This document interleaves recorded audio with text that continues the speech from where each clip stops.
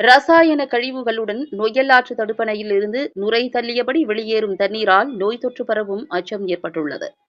கோவையில் சில நாட்களாக பரவலாக மழை பெய்து வருகிறது. குறிப்பாக மேற்கு தொடர்ச்சி மலை நீர்பிடிப்பு பகுதிகளில் பெய்து வரும் மழையால் கோவை நொய்யலாற்றில் தற்பொழுது நீர்வரத்து துவங்கியுள்ளது. இந்த நிலையில் கோவை பேரூர் நொய்யலாற்றில் இருந்து வெளியேறும் தண்ணீர் கோவை ஆத்துப்பாலம் காலவாய் பகுதியில் உள்ள தடுப்பணைக்கு வருகிறது. இந்த தடுப்பணை ஒரு காலத்தில் விவசாயிகளின் முக்கிய நீர் ஆதாரமாக திகழ்ந்தது என்பது குறிப்பிடத்தக்கது. தற்பொழுது நொய்யலாற்று நீர் வழித்தடங்களை தூர்வாராததாலும் நீர்வழித்தடங்களின் அருகில் செயல்பட்டு வரும் சாய ஆலைகளிலிருந்து வெளியேறும் கழிவுகள் மற்றும் அருகில் இருக்கும் வீடுகள் மற்றும் கழிவுநீர் வாய்க்கால் வழியாக நொய்யலாற்றில் கலக்கும் அசுத்த நீராலும் தற்பொழுது காலவாய் தடுப்பணையில் இருந்து வெளியேறும் தண்ணீர் நுரையுடன் வெளியேறி வருவதால் அப்பகுதி முழுவதும் துர்நாற்றம் வீசுவதுடன் நோய் தொற்று பரவும் ஆபத்தும் ஏற்பட்டுள்ளது.